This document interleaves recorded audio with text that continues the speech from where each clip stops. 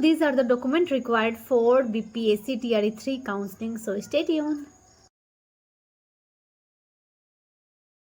So hey everyone, welcome back to another video of Chaurasia Creation. I am Swati Chaurasia and this video is all about the documents that are required for the counseling of BPSC TRE 3 exam.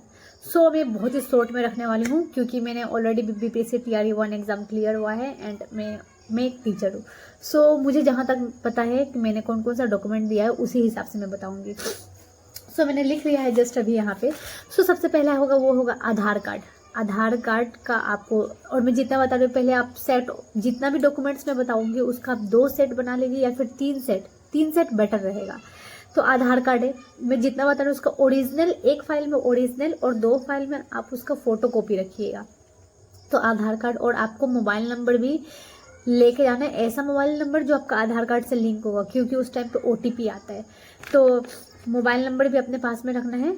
और उसके बाद से document, हाँ उसके बाद से क्या करना है कि जो एडमिट कार्ड मिला गया था हम लोग को BPSC जब हम लोग एग्जाम दे रहे थे, तो जैसे कि हम लोग 2 लेके गए थे, तो उस पर जिसपे स्टाम्प लगा हुआ था, साइन था, वो वाला आपको डॉक्यूमेंट, वो वाला क्या करना है कि अपने पास रखना है. आई मीन वो वाला को भी क्या करना है कि फोटो कॉपी कर देना है. तो एडमिट कार्ड, फिर जो आपका CTET है या फिर BTET है, जो भी है आपका वो लगाना है. एंड बाकी जितना भी आपका क्लास 10th का हो गया, क्लास 12th का हो गया, एंड ग्रेजुएशन, अगर आपका ग्रेजुएशन भी है उसमें तो ग्रेजुएशन भी लगाना है आपको.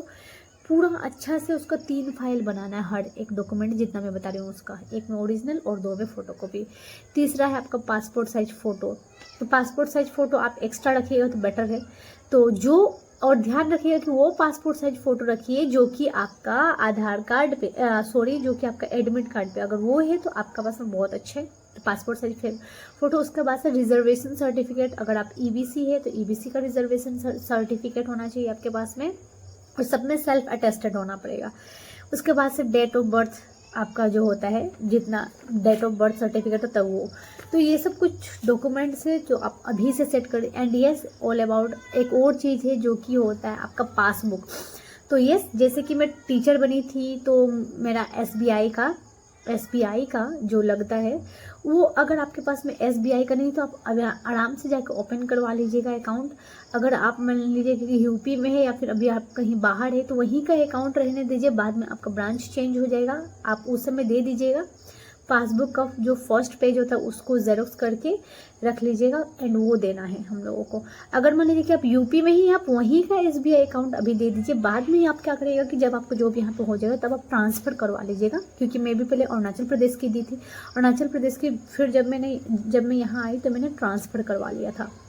सो दीज आर द डॉक्यूमेंट्स जिसको मैंने एकदम शॉर्टकट में बताया. अगर मुझसे कुछ चूक रहा होगा तो वो भी प्लीज़ आप कमेंट में बता दीजिएगा जिसको पता है, क्योंकि मुझे तो जहाँ तक ध्यान है तो यही सब डॉक्यूमेंट लगा था.